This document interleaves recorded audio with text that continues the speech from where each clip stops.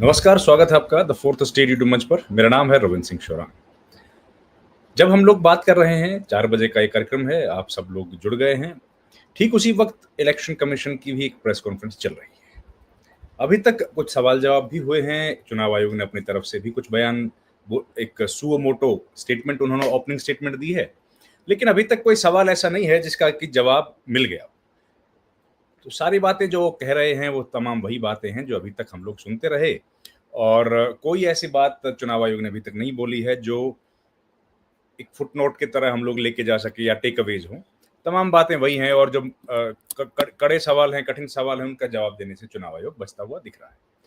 अभी भी press conference चल रही है, और ये आपको एक बार ले चलते हैं। हमारे कुछ साथी जुड़ेंगे हमारे साथ, गेस्ट हमारे साथ जुड़ेंगे, तो उनके साथ हम लोग इस पर और डिटेल में बात करेंगे, जानेंगे कि क्या इलेक्शन कमीशन कर रहा है। और एक बार सबसे पहले जरा इस देख लेते हैं चुनाव आयोग क्या कर रहा है, क्या चर्चाएं चल रही हैं। ये देखिए,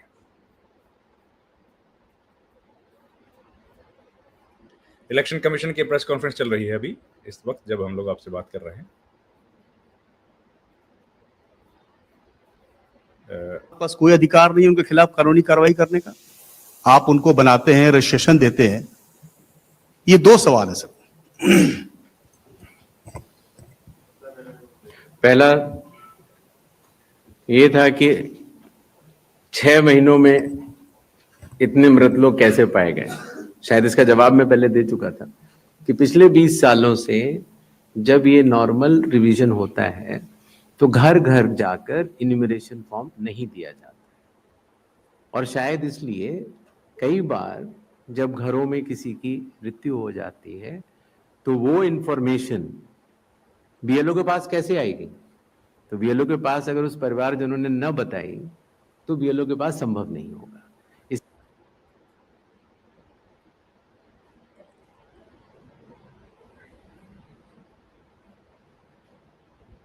रिकॉर्ड करने से छूट गए, और इन्यूमरेशन फॉर्म की वजह से यह सत्य सामने आ रहा है। एक बात जो मैं आपके माध्यम से भारत की जनता तक पहुंचाना चाहता हूं वो ये है कि मतदाता सूची एक विषय है और मतदान करना दूसरा विषय है। मतदाता सूची में किसी का नाम गलत आ सकता है, अगर बूथ लेवल ऑफिसर से गलती हुई हो या राजनीतिक दलों ने उस पर ध्यान न दिया हो, तो किसी भी व्यक्ति का नाम मतदाता सूची में गलत आ सकता है। मुझे लगता है हम लोग अपनी बातचीत की शुरुआत करते हैं। इकबाल भाई, इलेक्शन कमीशन का प्रेस कॉन्फ्रेंस चल रहा है, हमारे साथ इकबाल मामदानी साहब जुड़ गए हैं। इकबाल भाई, मेरी आवाज आ रही है क्या आपको? इकबाल जी। जी रविंद्र जी बताइए, आ रही है? बिल्कुल आ रही है रविंद्र जी। थोड़ा सा वीडियो का शायद प्रॉब्लम हुआ है। ठीक है, बिल्कुल आ रही है, बताइए। मैंने कहा प्रेस कॉन्फ्रेंस चल रही है, तो अभी तक तो कुछ ऐसा सवाल नहीं आए जिनका जवाब हम लोग जो ढूंढ रहे थे। तमाम वही सवालात हैं जो बहुत सामान्य अपनी अपनी तरफ से जो इलेक्शन कमीशन बोलना चाहता है। आपने भी शायद प्रेस कॉन्फ्रेंस देखी होगी, क्या टेक अवेज हैं? जी बिल्कुल। देखिए, मैं आपको रविंद्र जी एक बात बता दूं, जो प्रेस कॉन्फ्रेंस, एक तो सबसे पहला मुझे आज पहली बार जो समझ में आया, जो नजर आ रहा है कि एक साथ 5-5 व्यक्तियों के सवाल लेकर के मतलब अपने हिसाब से वो जवाब जो दिए जा रहे हैं, तो उसके अंदर कई ऐसी चीजें हैं जो आदमी सुनना चाहता है वो छूट जा रही है ना। और उसके अंदर एक जो बड़ा सवाल, सबसे बड़ा सवाल ये है कि अब तक वो ये सारी ही चीजों को मान रहे हैं कि उन्होंने जो किया है वो बिल्कुल सही है, और 26 दिनों के अंदर तकरीबन 7 करोड़ लोगों तक वो पहुंच गई, जी, जो कि बिल्कुल असंभव है, ऐतिहासिक वो बता पॉसिबल ही नहीं है। अगर आप 1 लाख व्यक्ति को 7 करोड़ से डिवाइड करें तो एक व्यक्ति के हाथ कितने लोग आते हैं वो आप कैलकुलेशन कर सकते रहे। जी हैं। और बिल्कुल। हम और आप अगर 24 घंटे भी भागे तो कितने किलोमीटर हम चल सकते हैं, कितने लोगों को हम मिल सकते हैं, कितने लोगों के पेपर्स हम जमा कर सकते हैं, कितने लोगों से चीजों को समझ सकते हैं, ये मुझे नहीं लगता कि पॉसिबल है। अगर हम आज शुरू कर ले ये सारी चीजों को रविंद्र जी, और हमारे पास पड़ोस हमारे मोहल्ले में ही देखना शुरू कर दे उनके जांच करके पेपर्स और सारी चीजें, तो ये बिल्कुल असंभव है सारा खेल। जो बिल्कुल। बता रहे हैं वो। और दूसरी बड़ी बात है कि उनका कहना है कि उनका अधिकार है और सुप्रीम कोर्ट ने उन्हें 2019 के अंदर ही रीडेबल फॉर्म देने से मना किया था। बिल्कुल वो बात बिल्कुल सही है कि रीडेबल चीजें नहीं देनी चाहिए, लेकिन हाँ, पेपर्स वो दिए जाए। अभी सॉफ्टवेयर बहुत आसान हो गए हैं कि हम किसी पेपर के ऊपर एक स्कैनर को लेकर के एक फोटो क्लिक करते हैं तो वो सारी ही चीजें वर्ड फॉर्मेट में हमारे पास उस फोटो के जरिए आ जाती है, हम कॉपी पेस्ट करके आसानी से कर लेते हैं।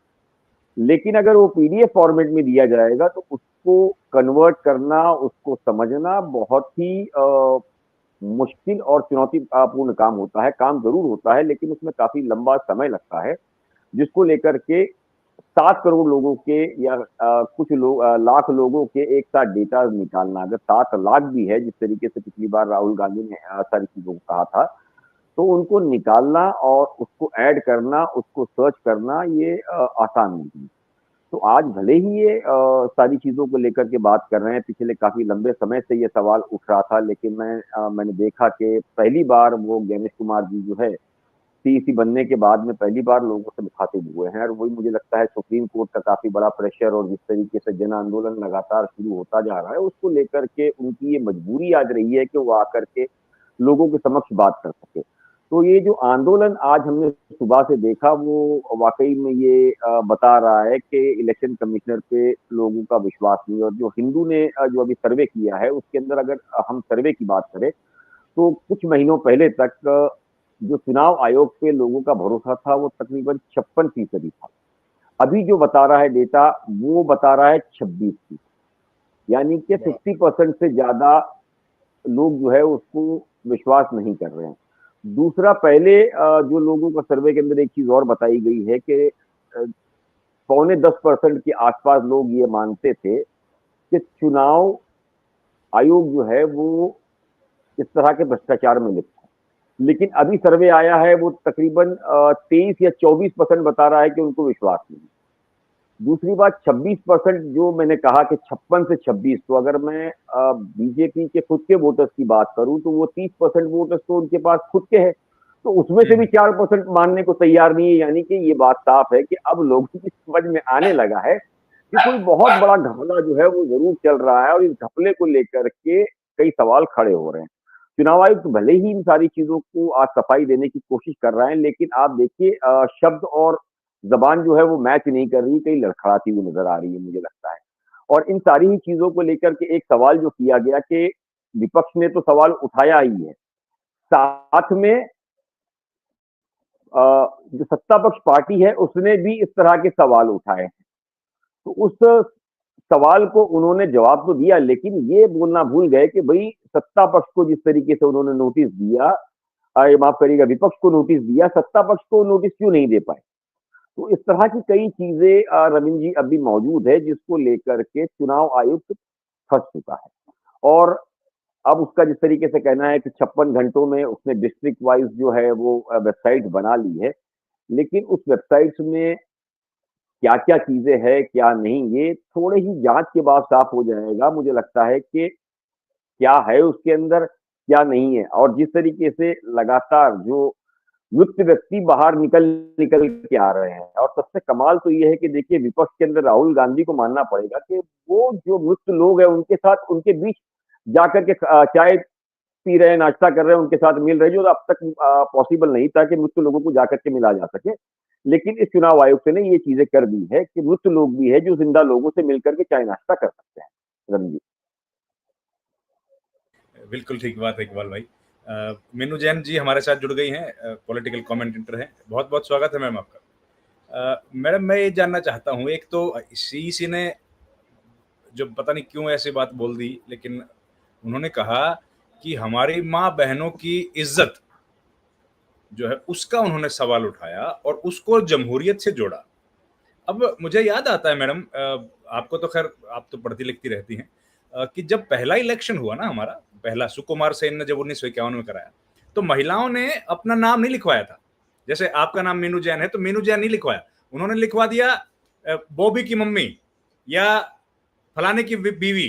इस तरीके से इलेक्शन कमीशन में लिखवाया। तो इलेक्शन कमीशन सुकुमार सेन थे, उन्होंने कहा यार तो ये तो नहीं है बनेगी बात, ये तो गड़बड़ है। तो उन्होंने फिर कहा कि भाई नाम ही लिखवाना पड़ेगा महिला का। देखिए वो एम्पावरमेंट का एक तरीका था महिलाओं को, वो एम्पावर करने की कोशिश कर रहे थे। और आज वाले लोग जो हैं वो कह रहे हैं कि अगर वोट डालते हमको कोई देख लेगा तो उसमें भाई मतलब कमाल की बात ही है। क्या ही क्या, आप ही बताइए मैम इस पे तो क्या करें। आपका म्यूट है मैम, माइक प्लीज अनम्यूट कर लीजिए। सॉरी, देखिए जो ज्ञानेश गुप्ता जी लगे कि किसी पिछली शताब्दी से भी पहले के कोई, मुझे लगा कि उस जमाने में रहते हैं। शायद वो टाइम मशीन का उपयोग जानते होंगे कि वो 18वीं शताब्दी में, 17वीं शताब्दी में, पता नहीं कौन सी शताब्दी में चले गए। देखिए आपने जो अभी बताया ना, बॉबी की मम्मी लिखवा दिया, उसका लिखवा दिया, वो आज जिस जमाने की आप बात करें वहां तो पति का नाम लेना भी कुफ्र, महापाप, नरक, 16वां नरक, 17वां कुंभिपाक, पता नहीं कौन से में पड़ेगी औरत। जो आजकल स्त्रियां अपने पति का नाम से बुलाती हैं, ये जमाना आ गया है। तो इसमें आपने जो कहा कि उनको हम मतलब वीडियो फुटेज ना देने का बहाना था उनका, ये ठीक है। ये जो टीवी चैनल्स पे लाइव कवरेज दिखाई जाती है वो, और महिलाओं का बताया जाता है, देखिए कितनी महिलाएं लाइन में खड़ी हैं, अलग से दिखाया जाता है, सारी महिलाएं पता चलती है वहां।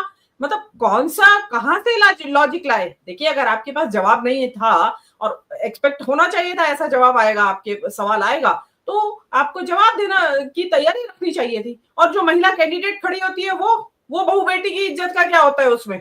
महिला कैंडिडेट तो पूरे रात भर घूमती है चुनाव प्रचार करती हुई, वहां महिला की इज्जत आबरू का सवाल नहीं आता कि रात को कहां घूम रही है चुनाव प्रचार करती हुई।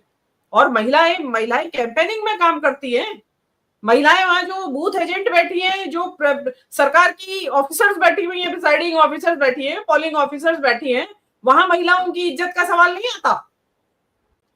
तो उनकी वीडियो कवरेज नहीं होती और दुनिया देखती नहीं है उनको। पहला जमाना था घूंघट में रहती थी औरतें, आप तो खुले वो बैठती है वहां। जमाना महिला सशक्तिकरण जिसकी आपने अभी सवाल उठाया, वो भी तो महिला सशक्तिकरण है। आप उसको मतलब आप बहाना क्या बना रहे हैं। ऐसे ही उन्होंने एक और बहाना आपने देखा होगा, प्रणजीत ठाकुर ने जो पूछा था कि भाई कितने बांग्लादेशी बने निकले उसमें, तो वो कहते हैं अभी 30 सितंबर को पता चलेगा। बाकी तो इनको मरे हुए तो पता चल गया कि कितने हैं, 22 लाख और 50 लाख माइग्रेट करके, वो तो सब पता चल गया इनको डिटेल।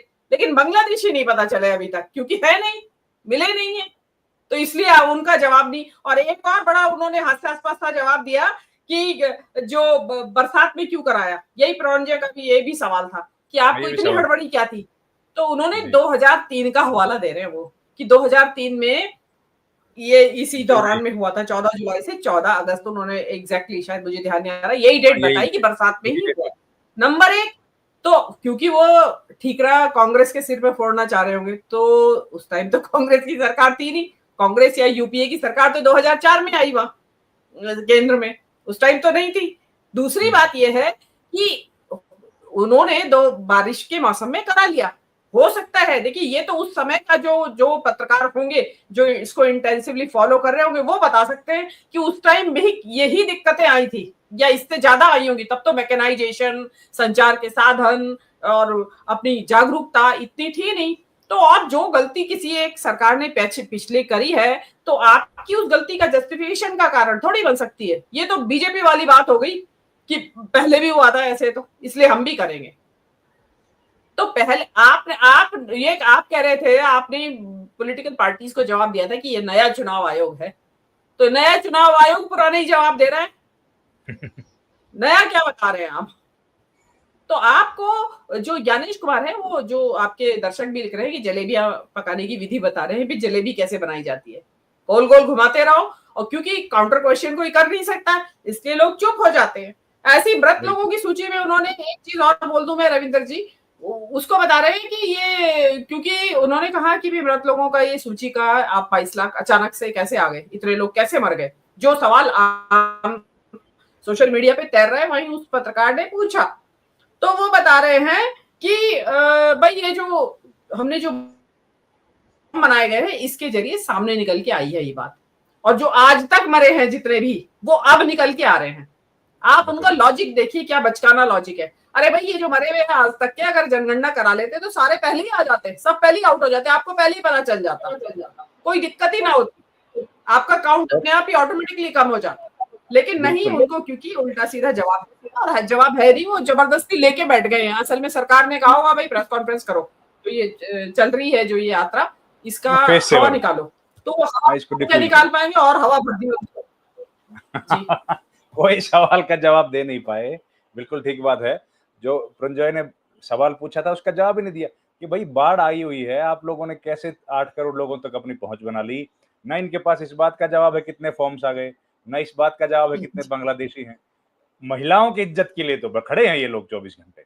अरे भैया, महिलाओं की इज्जत तो तब होगी जब ट्रांसपेरेंसी होगी डेमोक्रेसी में। कितनी महिलाओं को गलत तरीके से चुनाव में हरा भी तो दिया जाता है ना, उसके लिए क्या किया जा रहा है, उस पर कोई जवाब नहीं है। इकबाल भाई, इसके अलावा भी कुछ देखने में आया क्या? कोई खास मुझे तो लगा नहीं कोई ऐसी बात है जो प्रेस कॉन्फ्रेंस में जो जो पहले से पब्लिक डोमेन में ना हो। एक बात, दूसरी बात, मुझे तो ये लगा शुरुआत में जो उन्होंने ओपनिंग स्टेटमेंट दिया ज्ञानेश गुप्ता ने कि ये तो सब बातें पहले से पब्लिक डोमेन में थी, और उन्होंने जो बोला वो तो मुझे लगा कि कहीं बीजेपी की प्रेस कॉन्फ्रेंस देख रहा हूं मैं। देखिए रविंद्र जी, एक सवाल पूछा गया महाराष्ट्र पे कि महाराष्ट्र के अंदर जो अचानक इतने वोटर्स बढ़े, उसके अंदर इलेक्शन कमीशन खामोश है, देवेंद्र फडणवीस जो है वो जवाब दे रहे हैं। हाँ, उसमें भी देखिए गोल मोल जवाब उनका था, कहीं उनके पास ठोस कुछ है नहीं। उसकी वजह क्या है? स्टडी है ही नहीं। अभी भी एक जिक्र उन्होंने किया कि कल एक वीडियो आया था जो एआई जनरेटेड था, पता नहीं किसी ने बनाया था। भाई आप आंख खोल करके चेक करते तो मुझे लगता है उस पर एआई लिखा ही था बाकायदा। अगर आप देखोगे ना तो उसमें एआई जनरेटेड लिखा हुआ है। यानी कि आप जो है सारी चीजें जो बात कर रहे हो वो हवा में कर रहे हो। और दूसरी बात, मैंने काफी प्रेस कॉन्फ्रेंस अटेंड भी की है, मीनू मैम ने भी किया होगा, लेकिन मैंने ऐसा नहीं देखा कि एक साथ 10-10 सवाल, 5-5 सवाल लेकर के उसका जवाब जो है गोल गोल करके 5 सवाल को जितना वक्त लगता है उतनी में जवाब हो। क्योंकि आदमी 5 लोग जो है सवाल कर रहे हैं, अगर टोटल सवाल आप गिनोगे तो 10 या 11 सवाल हो रहे हैं। यानी कि 11 सवाल का जवाब आप एक आंसर में दे रहे हैं वो मिला करके। तो क्या होता है कि आप जो सवाल मुझसे कर रहे हैं उसका अगर मैं ठोस जवाब दूं तो मुझे लगता है कि आसानी से उसको 1 या 2 मिनट लगेगा। लेकिन आपका भी, मीनू मैम का भी और बाकी पैनल्स का मैं सभी का लूंगा ना तो 2 मिनट में सभी वही 2 मिनट के अंदर आपके 5 लोगों का मैं जवाब दे दूंगा। तो ये तब होता है जब आपके पास चीजें न हो। और अगर आप डरे हुए नहीं होते तो मुझे लगता है कि स्कैन का जो आपने दिया कॉपी, उसकी जगह आप लेक्सिकल रोल जो है वो हटाते नहीं, वो एज इट इज फॉर्मेट जो है दे दिया जाता। जो आपने कहा कि 45 दिन इलेक्शंस के बाद होते हैं अदालत में जाने के लिए, लेकिन कोई गया नहीं। तो भाई लोग तो आपसे लगातार इन 45 दिन के अंदर ही जो वीडियोस है वो मांग रहे हैं। जो इलेक्शन महाराष्ट्र में हुए, अचानक इतने वोटर्स कैसे बढ़े, कहां से आए, 5 बजे के बाद इतनी पोलिंग कैसे हुई, क्या पूरा दिन लोग सोते रहे थे और अचानक आने के बाद इतने जागने के बाद इतनी वोटिंग हो गई, रात कितने 3 बजे तक चला, 4 बजे तक चला या 6 बजे तक आपने सारी चीजें खत्म कर दी। तो इन सारी चीजों का जवाब वो दे नहीं पा रहे। देखिए जिस तरह से परसेंटेज ऑफ वोटिंग बढ़े थे महाराष्ट्र की अगर मैं बात करूं, तो महाराष्ट्र के अंदर साफ है कि राहुल गांधी ने, जो विपक्ष के नेता, उन्होंने कहा था कि जितने लोकसभा में वोट थे उतने वोट हमें मिले हैं। आज भी सभा में उन्होंने वही चीजें कही, लेकिन जो नए वोट्स बढ़े थे वही वोट जो है वो टर्न हो गए। तो क्या सारे वोट, मुझे लगता है कि बीजेपी के ही, मतलब उन्होंने सिंबल के साथ दिया था कि we are the voters of BJP, इसीलिए आपको ऐड किया गया है। कांग्रेस को जो वोटर्स थे इन 40 लाख में से उसको हटा दिया गया नहीं।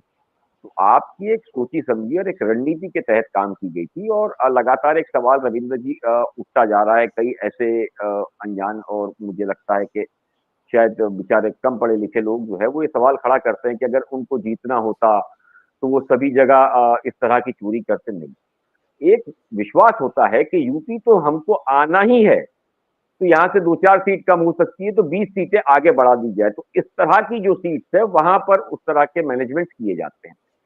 निर्मला सीतारमण के पति आज प्रभाकर ने जिस तरीके से चीजें कही है, देखिए बहुत खतरनाक है वो, कि अगर 29 सीट जिस पर ये धांधली हुई अगर वो नहीं होती तो इंडिया गठबंधन की सीट और होती और आज जो चीजें दिख रही है वो बिल्कुल विपरीत होती।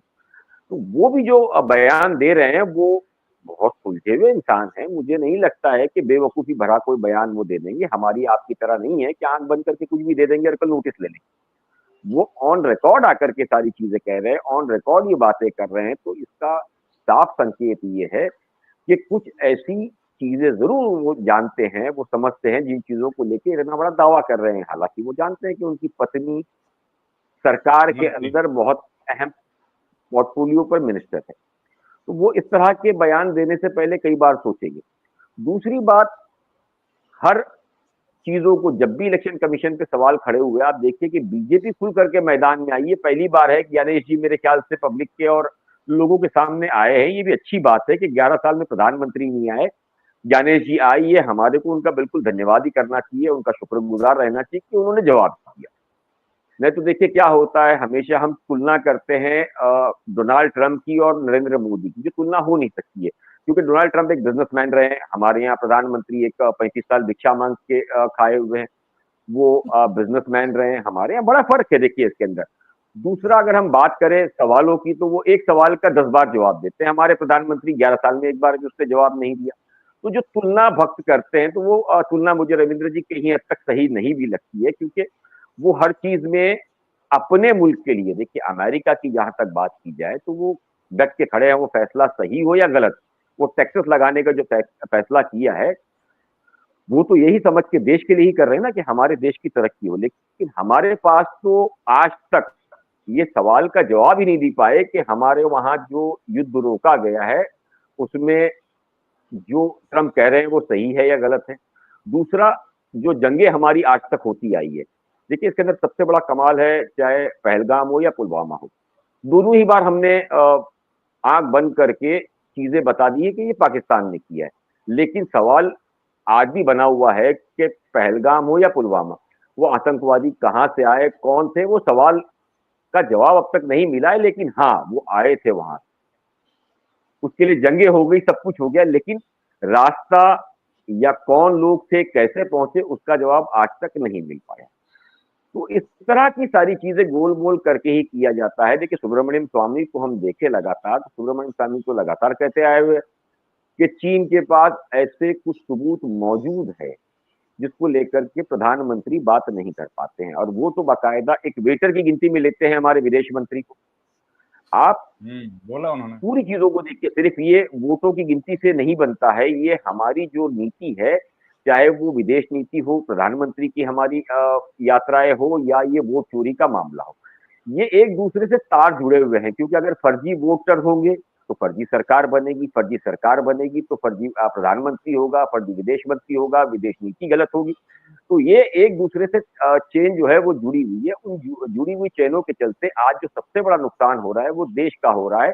और हमारे यहाँ पर एक आदमी के लिए जो है ना, हम पूरी दुनिया से दुश्मनी भी ले रहे हैं या तो उससे बिजनेस ले रहे हैं। और वही ट्रम्प जो है अपने देश के लिए चीजें अलग अलग कर रहा है। वो कल भी जब पुतिन से मिला तो उसने अपना फायदा देखा, अपने मुल्क का फायदा देखा, उसने यूक्रेन को नहीं देखा। तो हमारे यहाँ ये सारी चीजों को लेकर के हम भागते रहे। आज देखिए 2019 में जब गलवान वैली की बात आई थी, उसके अंदर जिस तरह हमारे सैनिकों पे हमला हुआ था, उस वक्त हमने टिकटॉक बंद करके बहुत बड़ा जवाब चाइना को दिया था, जिससे चाइना डर गया। और अभी जो है उसी टिकटॉक को शायद चालू कराने हमारे प्रधानमंत्री फिर एक बार जा रहे हैं। तो ये बड़ी अच्छी चीज है कि अब देश में फिर टिकटॉक चालू हो जाएगा और हमारे जो जवान है उनका सम्मान बढ़ जाएगा। रवि जी बिल्कुल ठीक कह रहे हैं आप, बहुत इंपॉर्टेंट आपने पॉइंट्स रेज किए। मीनू जी, मैं फिर उसी बात पर आता हूँ, ये अगर किसी बहन बेटी की इज्जत कॉम्प्रोमाइज होती है तो उसके लिए रिपोर्ट क्या इलेक्शन कमीशन में दर्ज होती है कि पुलिस थाने में? जी जी, बहुत ही मौजूद सवाल आपने उठाया। बहुत ही ये सवाल तो ज्ञानेश कुमार जी से पूछा जाना चाहिए था, लेकिन पूछे तब ना जब उस किसी पत्रकार को काउंटर क्वेश्चन करने का वहां मौका मिला हो। वहां तो भाई जो एक बार में बोल दिया जिन्होंने बोल दिया। वैसे फिर भी मैं मानूंगी कि इस बार वहां जो सवाल है वो काफी पॉइंटेड थे सवाल, कई पत्रकारों ने काफी पॉइंटेड सवाल किए। और मैं तो सोच रही हूँ उनको आने कैसे दिया इन लोगों ने, ठाकुरता को आने कैसे दिया। मतलब ठाकुरता का वहां होना तो अपने आप में एक अचरज था। मैं तो हैरान रह गई देख के कि अरे ये भी है। तो ये जो महिलाओं के बारे में आपने बात पूछी, तो आप जो हैं, आप तो इसका मतलब तो आप जो रविंद्र जी अभी आपने शुरू में उदाहरण दिया, तो मुझे तो लग रहा है कि कहीं फिर से बगलू की मम्मी और पिंटू की मम्मी ना लिखा जाने लगे लड़कियों लेडीज का नाम, क्योंकि चुनाव आयोग को उनकी जो प्राइवेसी है उसको भंग नहीं होने देना है। नहीं देना। और मैं ये चुनाव आयोग की जो प्राइवेसी की बात है ना, कि जो उन्होंने मशीन रीडेबल में भी दिया इस चीज का उदाहरण, कि उसमें देखिए कि एपिक नंबर से तो खाली एक ही व्यक्ति का आपको डेटा पता चलेगा, जिसका भी आप अपना मालूम करना चाह रहे हैं तो अपना, लेकिन मशीन रीडेबल का उन्होंने बताया कि पूरी डिटेल सबकी आ जाती है उसमें, और वो इसलिए प्राइवेसी। आप चुनाव के दौरान पहले दिन किसी भी इलेक्शन पॉलिटिकल पार्टी के वहां जाइए ऑफिस में, वहां पे वो उनके पास आती है जो चुनाव आयोग, वो लोग अपनी छपवाते हैं वोटर लिस्ट पूरी, उसमें सबकी डिटेल लिखी रहती है, सारी डिटेल लिखी रहती है A to Z, पति का नाम, भाई का नाम, बाप का नाम, एज क्या है, प्रोफेशन क्या है, सब लिखा रहता है उसके अंदर। तो ये जो प्राइवेसी की जो बात हो रही है, इसमें ऐसी कोई प्राइवेसी नहीं है कि जो आप जिससे कि किसी को ये हो जाए कि अरे मेरा ये पूरा ये मेरा ये सीक्रेट था और ये आपने आउट कर दिया। ये कोई किसी के लव अफेयर की बातें थोड़ी हो रही है, या एक्स्ट्रा मैरिटल अफेयर की बातें थोड़ी इसमें जिक्र है कि भी किस औरत का किसके साथ अफेयर है या एक्स्ट्रा मैरिटल किसके साथ है, ऐसा तो कोई जिक्र नहीं है। तो ये जो बचकाना जो ये एक तो ये भी बताता है कि ये इसका जवाब कहाँ से लिख के, मतलब कौन से माइंडसेट से दे रहे हैं गुप्ता साहब। उनके दिमाग में वही महिलाओं को लेके, एक्चुअली तो देखिए इससे ये भी खतरा नजर आ रहा है कि महिलाओं का वोट वाट ना काट दे। ये सोच रहे हो 20 बार देख लो, महिलाओं तुम्हारी प्राइवेसी भंग होती है वहां जाने से। अगर तुम अपना नाम लिखाओगी वहां डिटेल के साथ, अपनी एज, स्त्रियों को बहुत रहता है अपनी एज के बारे में कि मेरी एज डिस्क्लोज नहीं होनी चाहिए तो वो भी होती है उसमें, तो कि देख लो तुम्हें लिखवाना है या नहीं लिखवाना है।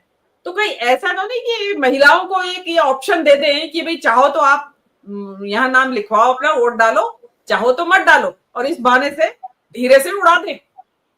क्योंकि बहुत सारी हो सकता है इनकी जो अनुभक्ति ने है, जो इनकी भक्ति ने है, हो सकता है उनको ये चीज बड़ी स्ट्राइक कर जाए कि अरे वाह देखो गुप्ता जी तो बिल्कुल हमारे ससुरा जी जैसी बात कर रहे हैं, हमारे ससुरा जी भी देखो बिल्कुल यही कहते हैं घूंघट निकाल के रहो। तो अब वो ज्ञानेश जी भी बता रहे हैं महिलाओं को घूंघट में रहो मतलब आप अपनी प्राइवेसी बिल्कुल भंग ना होने दो, चेहरा दिखने मत दो किसी को भी। तो ये एक बहुत बचकाना, और मतलब आज हम कहाँ बात करें, आप बात करें वहां जब ऑपरेशन सिंदूर होता है तो आप महिला ऑफिसर से अपनी प्रेस कॉन्फ्रेंस कराते हैं, दुनिया को ये बताते हैं कि हमारे यहाँ देखिए महिलाएं इतने ऊंचे पदों पे पहुंची हुई हैं कि सेना को लीड कर रही हैं। और दूसरी तरफ आप ये कह रहे हैं, आम औरतों को आप ये कह रहे हैं, गाँव की औरतों के लिए मेरे ख्याल से मुखातिब ज्यादा है वो, कि तुम्हारी प्राइवेसी भंग हो जाएगी अगर वोटर यहाँ तुम अपना वोटर लिस्ट में नाम लिखवाने की जिद करोगी। तो बेटर है कि लिखवाओ अपने बारे में। तो आप कौन से जमाने की मतलब किस तरीके का विरोधाभास है ये। और आप उससे पहले बड़ा लंबा लंबा भाषण दे रहे हैं, संविधान में ये लिखा है, संविधान में वो लिखा है। तो संविधान में लिंग भेद भी कहा लिखा है जो आप कर रहे हैं। बिल्कुल ही हो। तो ये आप तो सीधे सीधे लिंग भेद की, ये मिसोजिनी की बातें हैं रविंद्र जी, स्त्री द्वेष कहते हैं जिसको हिंदी में, ये मिसोजिनिस्टिक टॉक्स कर रहे हैं हमारे जो वो है। कौन सी महिला को आपत्ति है कि मेरे वीडियो बड़े खुश होकर खिंचवाती है महिलाएं, तो फोटो अगर वोट डालते हुए उनकी वीडियो आ जाए 10 को दिखाती है कि देख मैं दिखाई दे रही इसमें।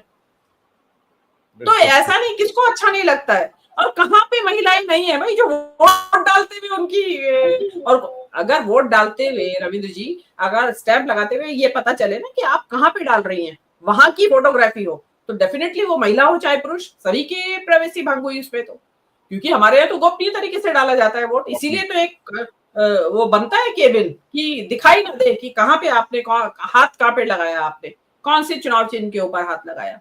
तो कौन सी प्राइवेसी भंग होगी। इन्होंने एक नई चीज लाए हैं, ये एक शातिरपना है रविंद्र जी औरतों को हटाने का कि तुम मत करवाओ, मत डालो अपना नाम वोटर लिस्ट में। तो ये चीज जो है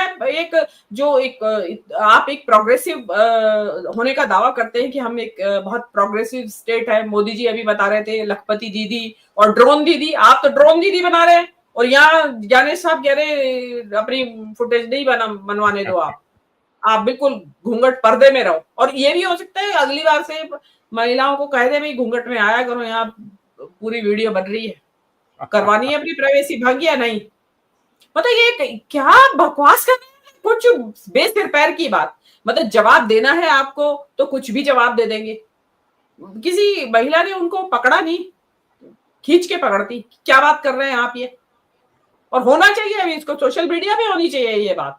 उन्होंने क्या लॉजिक दिया है कि इसलिए वीडियो फुटेज नहीं देंगे कि महिलाओं की बहन बेटियां बहू सबकी गुप्ता जी पूरे बने हैं दिमाग से।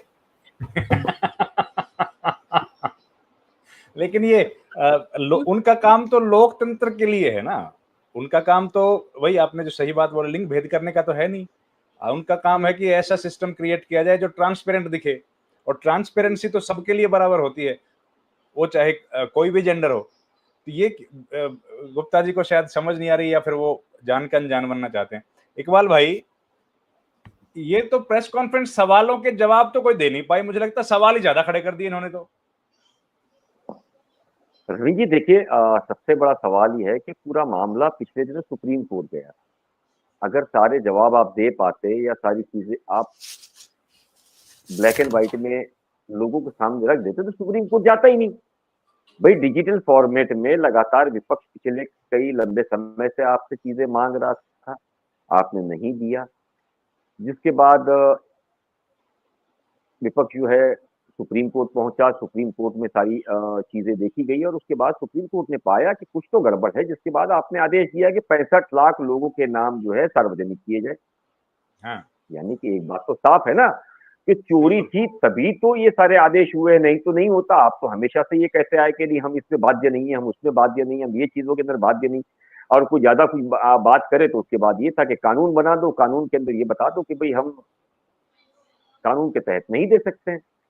तो इससे एक बात साफ है इस पूरे मामले के अंदर कि गुप्ता जी वो लगातार खेल रहे हैं, मतलब इसमें कोई संदेह नहीं, चाहे वो किसी की इज्जत की बात को लेकर के हो। अभी मुझे लगता है कि आने वाले दिनों के अंदर जिन जिन महिलाओं के नाम हमें डालना है वो बुरखों के साथ डालना पड़ेगा, वो फोटोज भी बुरखों के साथ लगाए, ताकि सबका जो है बेचारे का एक पहचान छुपी भी रहे, और वोटिंग के लिए भी जाए तो बुरखों के अंदर प्रॉब्लम ना हो। कोई भी बुरखे वाली चली जाए, उसको देख ले, हाँ भाई नाम ये, ओके डन, चले जाइए।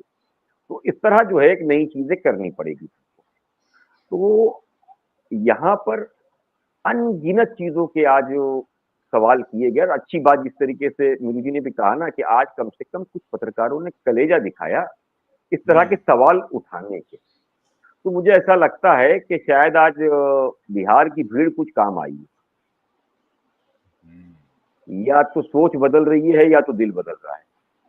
तो अब क्या बदल रही है वो देखना पड़ेगा, कुछ दिनों के अंदर ये साफ हो जाएगा। क्योंकि ऐसा तो नहीं है कि कहीं सितंबर करीब आ रहा है तो उसको लेकर के अब दिल बदल रहे हैं, उसके बाद विचार बदले। तो भाई मीडिया को भी तो आगे नई पॉलिसीज के तहत नए लोगों के साथ जुड़ना है ना। ये जरूरी थोड़ी कि इसके बाद हमारे यहाँ दूसरे लोग आए वो रेड करवाते रहे, ऐसा तो वो भी तो देखिए, ये कुल मिलाकर के कॉर्पोरेट हाउस भी तो बिजनेसमैन है ना, उन्हें भी तो ये सारी चीजों का ख्याल रखना है कि भाई अगर कुछ उलटफेर होता है तो इस तरीके में हम ये बता सके कि भाई हम यहाँ नहीं यहाँ थे। हम तो इधर ये भी थे। कई चीजें होती हैं। हाँ, तो रविंद्र जी ये वो है ना कि वो मुगल आजम फिल्म का एक गाना था, तेरी महफिल में आके किस्मत आजमा कर हम भी देखेंगे। तो इसी तरीके से ये जो कॉर्पोरेट हाउसेस है वो कोशिश कर रहे हैं कि तेरी महफिल में जाके किस्मत आजमा कर हम भी देखें। तो अब देखना यह है कि इस पूरे खेल के अंदर चुनाव आयोग तो आज मुझे लगता है कि सवालों का जवाब तो नहीं दे सके, वो गोल गोल घूमे रहे। और साफ तौर पर उन्होंने 2019 का एक हवाला दिया, 2019 के बाद तो अब 2025 आ गया। 25 के अंदर तो जो सवाल आया है उसका जवाब मुझे लगता है ज्यादा मायना रखता है, क्योंकि 25 में ही आपकी चोरी पकड़ी गई। अच्छा, दूसरा 2003 से लेकर के 2025 22 सालों के अंदर आप देखिए, पिछले दिनों जिस तरीके से आपने कहा था कि एक एक घर के अंदर 80 लोग मिले, उसका जवाब क्या दिया कि वो किराएदार थे। चलिए किराएदार 25 साल के अंदर हम मान भी ले, तो एक घर के अंदर दो होंगे, उनके दो बच्चे होंगे, बच्चे जाहिर सी बात है छोटे होंगे, कुछ के बड़े होंगे। और 1 आर के है तो जाहिर सी बात है दो बड़े बच्चे लेकर के तो रहेंगे नहीं, तो छोटे बच्चों के साथ ही रहेंगे। तो 25 सालों से लगातार इससे पहले जितने आयुक्त थे वो सारे चोर थे, यानी कि इससे साफ होता है। ज्ञानेश जी ही आने के बाद में इन सारी चीजों को उन्होंने देखा और समझा। अब पिछले 20 सालों में जितने आए वो चोर थे, तो उन्हें एफआईआर दर्ज करानी चाहिए उन चोरों के ऊपर, राजीव कुमार तक, कि भाई आपकी गलतियों के चलते ये सारी चीजें जो हुई है, बराबर है। दूसरा आप देखिए कि इस पूरे मामले के अंदर जो बीएलओ छोड़े गए हैं या जो अधिकारी है, वो बेचारे एक निजी पत्रकार ने सारी चीजें खोली थी कि किस तरह फर्जीवाड़ा चल रहा है, जिसके ऊपर बाद में मामला दर्ज कराने की बात आई थी। आप देखिए कि पूरा चुनाव आयोग मुझे लग रहा है किसी तरीके से फैक्ट चेक में लगा है कि कांग्रेस, आरजेडी और आरजेडी वगैरह जितनी चीजें बता रही है वो फैक्ट है या नहीं है, वो उसी में लगा हुआ है। उसका बेचारे का दूसरा कोई काम है ही नहीं कि वोटर्स की लिस्ट जोड़ना है नहीं जोड़ना है। तो ये अच्छी बात है कि आपका जो काम है वो छोड़ के आप फैक्ट चेक में लगे हुए, और आप जनता से कल एक सर्कुलर आया था उनका चुनाव आयोग का, उन्होंने कहा समय रहते बता देते। तो मतलब हम जनता को जो है ये इलेक्शन कमीशन की जॉब मिल रही है, ये भी अच्छी चीज है कि भाई हमारे पास फैक्ट चेक करने वाले लोगों को हम अपनी सच्चाई बताएं कि भाई ये सारी चीजें आप गलत कर रहे हैं या आप सही कर रहे हैं। जी तो ये जो चीजें गोल घुमा घुमा के कर रहे हैं घुमा रवीश जी, घुमा मुझे ऐसा लगता है कि ये साफ तौर पर इनकी नाकामियां है और इसके अंदर सरकार भी घिर चुकी है। देखिए अभी बिल्कुल। चाइना जिस तरीके से मुझे लगता है कि मोदी जी जा रहे हैं, आप देखिए कुछ दिनों के बाद वो लौटेंगे, तब वो मीडिया जो है हमारे गृह मंत्री से सवाल करेगी तो कहेंगे कानून के दायरे के अंदर हम रहते हुए देश की सुरक्षा को कारणों से क्या क्या चीजें बात हुई हम नहीं बता पाएंगे, तो आपका कॉन्फ्रेंस खत्म हो गया। तो ये जिस चीज का जवाब नहीं देना है, आप सुरक्षा कारणों का हवाला दे दीजिए, मामला हवाला खत्म दे। हो गया, आपसे कोई सवाल कर ही नहीं सकता है। तो इन सारी ही चीजों को लेकर के लगातार अब प्रेस कॉन्फ्रेंस के कुछ घंटों के बाद अब जिस तरीके से ये पर्स खोली जाएगी तो हमको आपको समझ में आएगा कि ऐसी कितनी बड़ी बड़ी गलतियां और बेवकूफियां ज्ञानेश जी करके गए हैं। बिल्कुल। एक मीनू जी बहुत महत्वपूर्ण जो है वो ये है कि ज्ञानेश जी ने सब बातें कही, उन्होंने खुद के बारे में कही, मतलब चुनाव आयोग के बारे में, और दूसरा पार्टी उन्होंने बनाई पॉलिटिकल पार्टीज को। नागरिकों का कोई जिक्र नहीं होता। ये इलेक्शन में दो ही लोग इन्वॉल्व होते हैं क्या, पॉलिटिकल पार्टीज और इलेक्शन कमीशन? ये नागरिक हम लोग वैसे घूम रहे हैं। तो नागरिक को तो कैसे भी मैनिपुलेट कर लिया जा सकता है, लेकिन आपने उनकी भाषा नहीं सुनी। वो ललकार रहे थे विपक्ष को कि डरने वाला नहीं है चुनाव आयोग आपकी धमकियों तो से, ये क्या आपकी भाषा बातों है? से। मतलब ये चुनाव आयोग की भाषा है। आप ये कहिए कि आपकी धमकियों, आप जो कह रहे हैं, आपकी जो ऑब्जेक्शंस हैं, आपत्तियां हैं, आप आइए, बैठिए, बैठ के बात कीजिए। आप तो बात भी नहीं करना चाहते हैं। वो तो 300 आ रहे थे साथ के साथ, पूरी बारात लेके आ रहे थे। वो तो ऐसा भी नहीं था कि किसी एक पक्ष को छोड़ दिया हो उन्होंने, सब जा रहे थे कि हमसे बात करो। आपने उनको घुसने नहीं दिया, आपने अंदर अरेस्ट करवा दिया आपने पहले ही।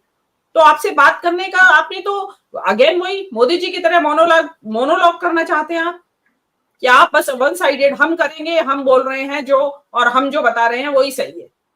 तो जो सुन रहे हैं वहां बैठे हुए पत्रकार, देखिए जो मैंने कहा कि पत्रकारों ने भी हिम्मत जुटाई, कि आप ये देखिए कि उन्होंने इतनी तो हिम्मत कर ली है, इससे ज्यादा सवाल होंगे उनके दिमाग में और ज्यादा शार्प सवाल होंगे उनके दिमाग में। वो तो थोड़ा सा उसको मॉड्यूलेट करके, थोड़ा सा उसको सॉफ्ट बना के वो पूछ रहे हैं, क्योंकि मौके की नजाकत ऐसी है। लेकिन आपने जो जवाब आपने कहा कि लोगों के सवाल कहाँ है, कहाँ है, उन्होंने सवाल कहाँ दे दिए? उन्होंने औरतों को तो घूंघट में बता दिया, उनकी प्राइवेसी की, औरत जेवर का डिब्बा है भाई, छुपा के रखो औरत को। और वो 22 लाख को बता रहे हैं कि ये तो पूरा, अब ये आपने इन्यूमरेशन फॉर्म आए उसकी वजह से लाइट में आ गए। तो फिर जनवरी में क्या दिखाया था आपने, और 2024 में क्या इलेक्शन हुए थे? वो सब मरे हुए लोगों ने वोट डाले थे क्या? बिहार से 22 लाख मरे हुए लोग वोट डाले, तो वहां तो इलेक्शन कैंसिल होना चाहिए, दोबारा होनी चाहिए बिहार की।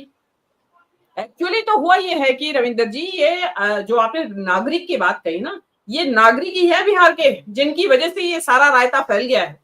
एक्चुअली जो ज्ञानेश कुमार जो है, उन्होंने गलत पंगा ले लिया बिहार में एसआईआर करा के। ये किसी और स्टेट में कराते, हरियाणा में करा लेते, राजस्थान में करा लेते, लोग बॉर्डर ही नहीं करते। ये कौन दिमाग खपाएगा इसमें? वहां पे क्या है, वहां तो पूरा वोट का एक एक का हिसाब है, हर किसी का। आप देखिए ना, मैं एक चैनल पे देख रही थी, वो वहीं पे जो रैली में लोग आ रहे हैं, वो किस तरीके से अवेयरनेस के साथ बात कर रहे हैं, बिल्कुल गांव के लोग हैं। वो मतलब हैरानी होती है कि हम शहरी लोग तो बिल्कुल भी उस हिसाब की अवेयरनेस रखते ही नहीं। हम सोचते हैं कि बस हमें तो सब पता है, हमने अखबार पढ़ लिया, टीवी देख लिया, हमें सब पता है। लेकिन गांव के लोग भी वो सब अपने वोट अधिकार की रक्षा के लिए बात कर रहे हैं कि भाई हमें अपने वोट का अधिकार हर हाल में सुरक्षित रखना है।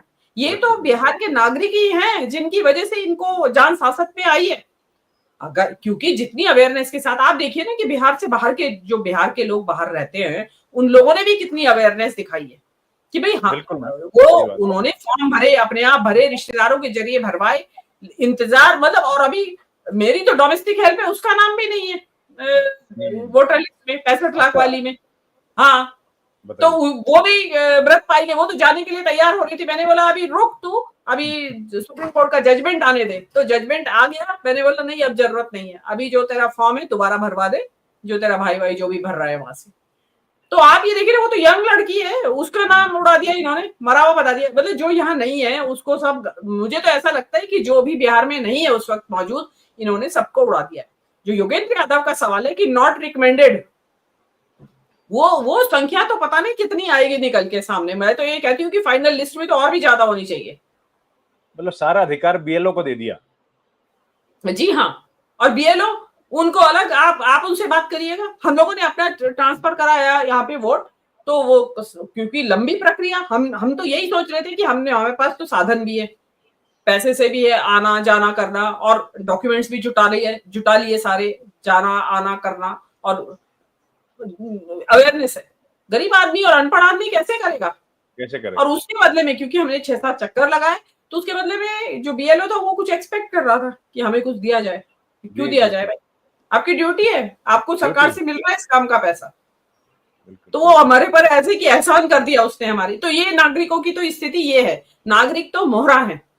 मोहरा बना दिया। और चुनाव आयोग की नजर में तो आज बता दिया है चुनाव आयोग ने कि जेवर का डिब्बा है औरतें, बस। जी। बिल्कुल। इकबाल भाई, ये आज की जो प्रेस कॉन्फ्रेंस हुई और ज्ञानेश कुमार हैं, इन हमने जिक्र शुरुआत में किया सुकुमार सेन का, जिन्होंने महिलाओं को पार्टिसिपेशन बढ़ाने की कोशिश, ये तो मुझे लगता है साख जो है वो बिल्कुल गर्त में ही लेके चले गए चुनाव आयोग की। देखिए, पहली बार रविंद्र जी, आजादी के बाद में मुझे लगता है कि सीधा सीधा चुनाव आयुक्त और विपक्ष का टकराव हुआ।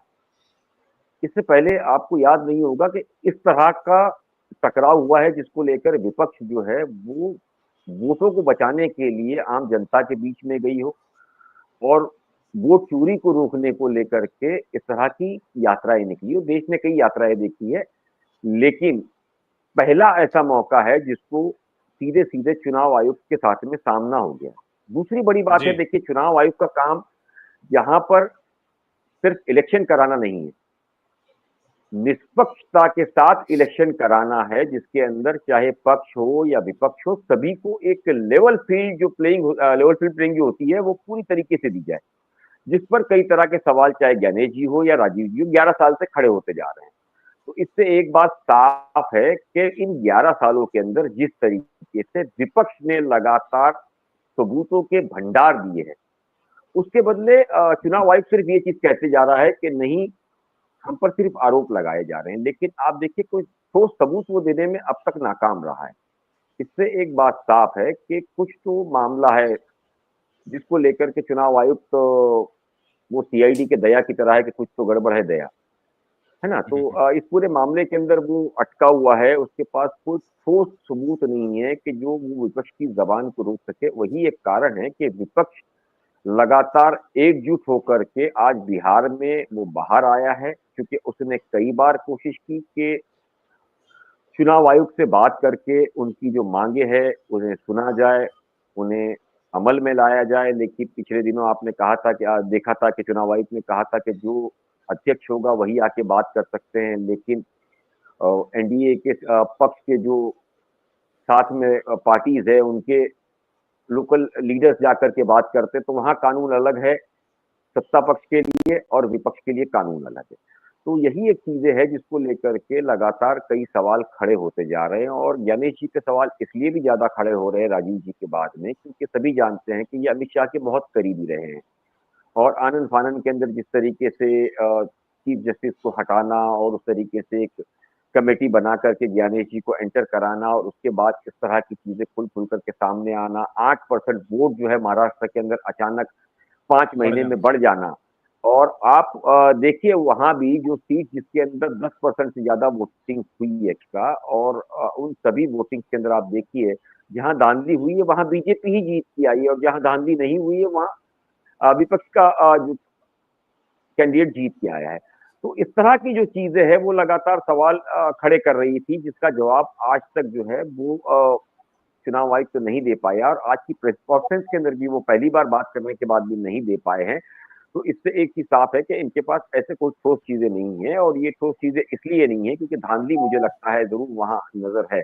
अगर धांधली नहीं होती तो सुप्रीम कोर्ट 65 लाख लोगों के लिए आदेश नहीं करता। और ये 65 लाख के अलावा अब जो देश भर के अंदर सारी एक लाइन है कि भाई नागरिकता जांच रहे हैं आप या वोटर लिस्ट बना रहे हैं, ये जो सवाल खड़ा हो रहा है ये और बड़ा आंदोलन मुझे लगता है उग्र होता जाएगा। बिहार अब कितना यात्रा के अंदर सक्षम होता है इन 16 दिनों के अंदर, किस तरह की चीजें निकलती है। बिहार की एक अच्छाई ये है रविंद्र जी कि वहां भले ही लोग आपको अनपढ़ लगते हो लेकिन पॉलिटिकली बहुत समझदार, बहुत सुलझे हुए लोग, जी उनको बिल्कुल पता है राजनीति क्या है और देश की राजनीति किस करवट बैठेगी। तो बिहार और खास करके जो सासाराम चुना गया है वहां जागरूक लोग हैं, सत्ता को, विपक्ष को और राजनीति को समझने वाले लोग हैं।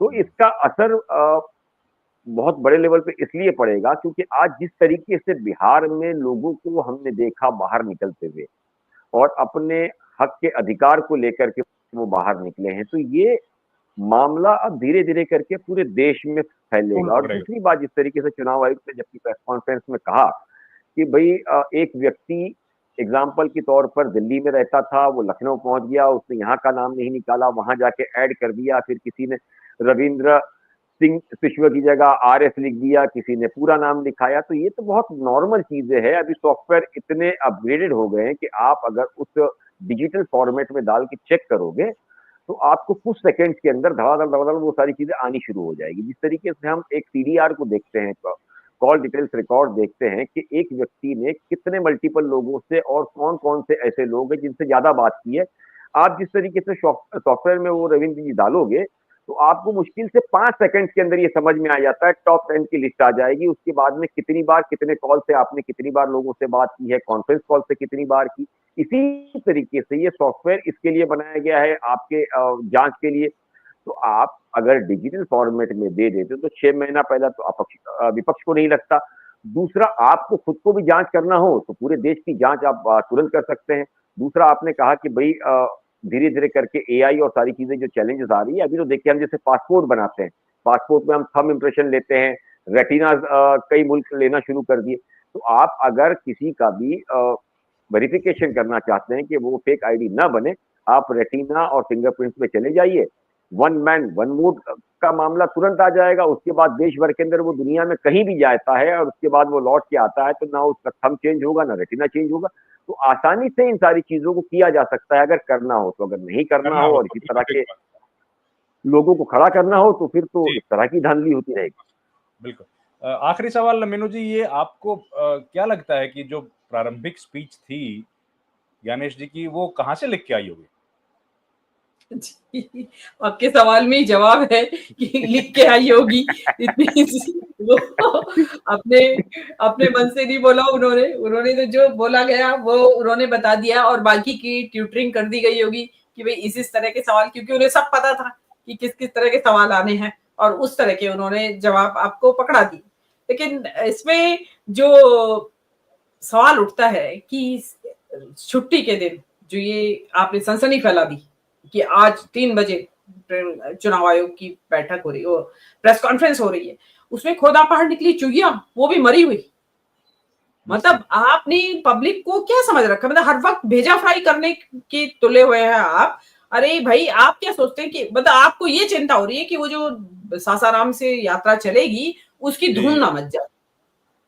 तो देखिए वो बिहार के लोग इतने चतुर हैं, उस यात्रा में भी शामिल हो रहे होंगे और तुम्हारी प्रेस कॉन्फ्रेंस भी सुन रहे होंगे, वो दोनों काम कर रहे होंगे। तो आप मैम ऐसा है कि आज जो जी ज्ञानेश जी की छुट्टी तो कैंसिल नहीं हुई है, वो तो काम से पहले भी थे, अभी भी है और आगे भी रहेंगे। उन पत्रकारों की छुट्टी कैंसिल हुई है जिनकी संडे आज छुट्टी मिलती थी खास करके। ज्ञानेश जी की पत्रकार अपना ये छुट्टी कैंसिल नहीं हुई, वो तो 365 डेज जो है अपने मालिक के अधिकार के लिए हमेशा खड़े हैं और वो मेहनत कर रहे हैं। मुझे वहां कुछ ऐसे चेहरे दिखे जिनकी संडे स्पेशली छुट्टी होती थी, वो चेहरे जो मुझे नजर आए, तो इससे समझ में आया कि पत्रकारों की छुट्टी कैंसिल हुई जाती है। जी बिल्कुल, सीनियर भेजे हुए थे सबने अपने, तो सबको वहां जाना पड़ा। तो अभी जो देखिए, जो ज्ञानेश कुमार जी के ऊपर जो इतने आरोप प्रत्यारोप आ रहे हैं, ये इसी वजह से आ रहे हैं कि जो आपने पूछा सवाल कि कहीं और से उनको वो उनके जो जैसे कठपुतली होती है ना, उसके धागे किसी और के हाथ में होते हैं, जादूगर के हाथ में होते हैं, जो कठपुतली वाला होता है उसके हाथ में होते हैं। तो सेम वे उनका भी यही है कि उनको ऊपर से उनके स्ट्रिंग जो है वो पुल किए जाते हैं। उन्होंने जो बता दिया कि आपको ये बोलना है, ये कहना है, उसी के अनुरूप वो यहाँ पे आके बोल जाते हैं। अब क्योंकि आप देखिए 3 बैठे हुए हैं वहां पे और 2 और बैठे हैं उनके साथ कमिश्नर्स, उनके सहयोगी, वो कोई किसी बात का कोई जवाब नहीं दे रहे हैं ना वो उनको मौका दे रहे हैं, क्योंकि उनको पता है कि मुझे क्या बोलना है, कहीं भी चूक हुई तो मेरे ऊपर जिम्मेदारी आने वाली है। लेकिन जिस तरीके के उन्होंने जवाब दिए, उल्टे जनता को कोई तसल्ली देते या विपक्ष की गलतियां उजागर करते कि हाँ ये गलत कर रहे हैं, गलत आलोचना हो रही है या विपक्ष झूठ बोल रहा है, वो कोई भी चीज का रिबटल नहीं दे पाए, पूरी तरह फेल हुए। अगर उनको जो सवाल थे, पिन पॉइंटेड सवाल थे, आप बता दीजिए वो कौन से सवाल का, कौन सी वो 22 लाख का जवाब दे पाए, बांग्लादेशी का जवाब दे पाए, गलत समय और इतने कम, इतने बिल्कुल सिर के ऊपर इलेक्शन आ गए और तब आप करा रहे हैं, उसका भी वो जवाब नहीं दे पाए। मतलब वो कौन सी बात का जवाब दे पा रहे थे? अगेन आप वो बीटिंग अबाउट द बुश वो वाली वो ये चीज कर रहे थे। तो अब जनता जो है वो समझदार हो गई है, वो अब जो आप बोल रहे हैं वो उसके पीछे की बात पढ़ रही है कि आप एक्चुअली करना क्या चाह रहे हैं, और आपने प्रेस कॉन्फ्रेंस बुलाई क्यों थी, उनको समझ में आ गया कि आपने जनता का बेवकूफ बनाने के लिए, सनसनी फैलाने के लिए। और देखिए इनको क्या जरूरत है हेडलाइन मैनेज करने की? भाई राहुल गांधी, तेजस्वी यादव की जो यात्रा चलेगी वहां वोटर वाली, वो टीवी चैनल से तो वैसे भी नहीं दिखानी है, आपको क्या चिंता है? भाई यूट्यूब वाले दिखाएंगे, आप जैसे कुछ चैनल से उसकी बात करेंगे, वो तो तब भी करेंगे और अब भी करेंगे, चाहे ज्ञानेश कुमार प्रेस कॉन्फ्रेंस कर ले या ना कर ले।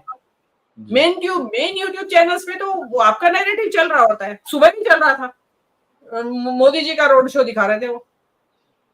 तो ये चीज ये चीजें देखिए, जो टीआरपी की जो लड़ाई होती है मैन चैनल्स में, पहले कभी 27, 28, 29 पे जाकर टीआरपी आती थी, फर्स्ट, सेकंड, थर्ड पे। लेकिन अगर अभी आप देखोगे तो टीआरपी जो है 13, 14 पर आके अटक गई है। उसमें नंबर 1, नंबर 2, यानी कि अगर उसका ग्राफ देखोगे तो 50-60% जो है देखने वालों की संख्या जो है मेन स्ट्रीम मीडिया जिसे कहा जाता था उससे घटी है। और सोशल साइट्स पे खास करके हम जिसे यूट्यूब और पता नहीं क्या क्या किस नाम से और वो छोटे चैनल्स को, उसकी संख्या करोड़ों में बढ़ी है। अगर हम व्यूअरशिप देखें यूट्यूब की, तो आप मुझे बताइए कई ऐसे चैनल्स हैं जिसकी 36-38 करोड़ की व्यूअरशिप है, जो कि मेन स्ट्रीम मीडिया की नहीं है। तो ये जो डर बना हुआ है वो यही है कि मेन स्ट्रीम से ज्यादा जो यूट्यूब के जो बैठने वाले और चलने वाले लोग जो चला रहे हैं उससे खतरा है। अभी मेन स्ट्रीम मीडिया से खतरा नहीं है, अभी जो है यूट्यूबर से खतरा है। यूट्यूब जो चला रहा है, आम आदमी जो है वो सोशल साइट पे लेकर के लगातार हर चीज ट्वीट कर देता है, हर चीज पोस्ट कर देता है। देखिए हर शहरों के अंदर खास करके हर आदमी के हाथ में एक कैमरा है, वो अपने आप में एक जर्नलिस्ट है। तो डर उससे बना हुआ है, मेन स्ट्रीम से नहीं बना हुआ है। मेन स्ट्रीम के पास पूरे भारत के अंदर स्टाफ नहीं है। जिस तरीके से लाल किले से हमारे प्रधानमंत्री ने कहा था कि हर साल 4000 इंटर्नशिप दिए जाएंगे, आप मुझे बताइए देश का ऐसा कौन सा चैनल है जिसके पास 4000 इंटर्नशिप रखने की कैपेसिटी है? नहीं है। लेकिन यूट्यूब के अंदर 40 लाख लोग जो है अपना मोबाइल यूं करके घूमेंगे, पोस्ट करना शुरू कर देंगे, उससे खतरा है। अगर मेन स्ट्रीम मीडिया का मामला होता तो ये बिल्कुल नहीं डरते। अब उनको ये समझ में आया है कि टीआरपी जो 28, 29, 27 पे आती थी वो 13, 14 पे आ चुकी है, यानी कि व्यूअरशिप घटी है। उस व्यूअरशिप के साथ में सोशल मीडिया का चलन बहुत बड़ा है।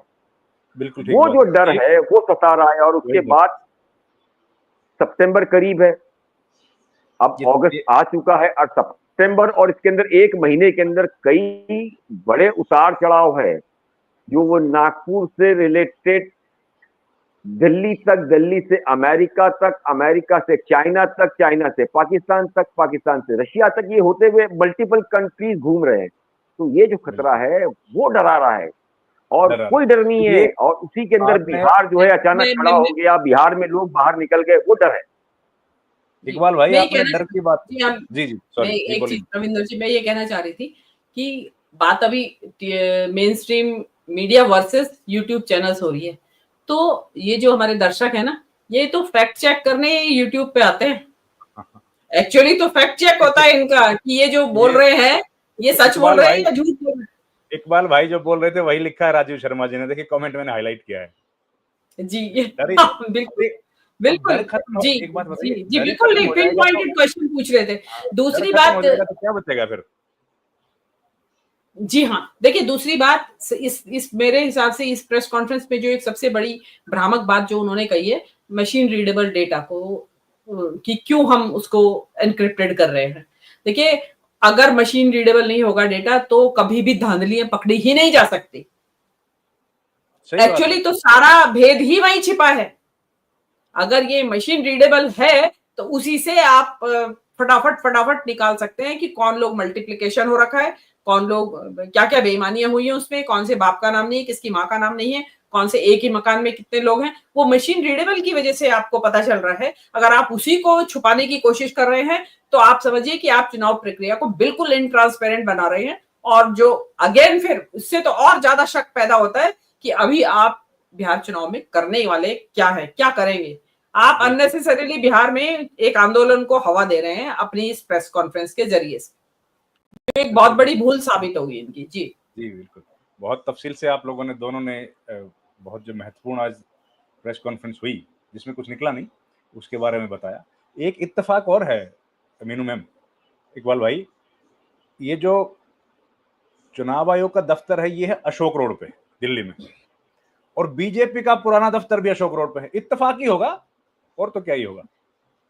चिट्ठी तो खुद ही लिखी होगी स्पीच से इन्होंने, हम इत्तेफाक था तो जिक्र कर दिया। रवीन जी देखिए, एक मैं आपको चीज बताऊं, अक्सर हम ये कहते हैं कि देवर भाभी का मजाक होता है, साली जीजा का मजाक होता है, तो मजाक में जब सच्चाई होती है उसी का मजाक बनाते हैं। देखिए, कभी आपने माँ बेटे का मजाक नहीं सुना होगा, तो जो मजाक के अंदर कहा था ना कि मैंने मजाक में कहा, तो मजाक इसी चीज का होता है जिसमें कुछ तथ्य सामने आते हैं। तो ये जो चीजें आप फिर गंभीरता वाली उठा रहे हैं कि शायद इत्तेफाक होगा, इत्तेफाक बड़ा खतरनाक होता है।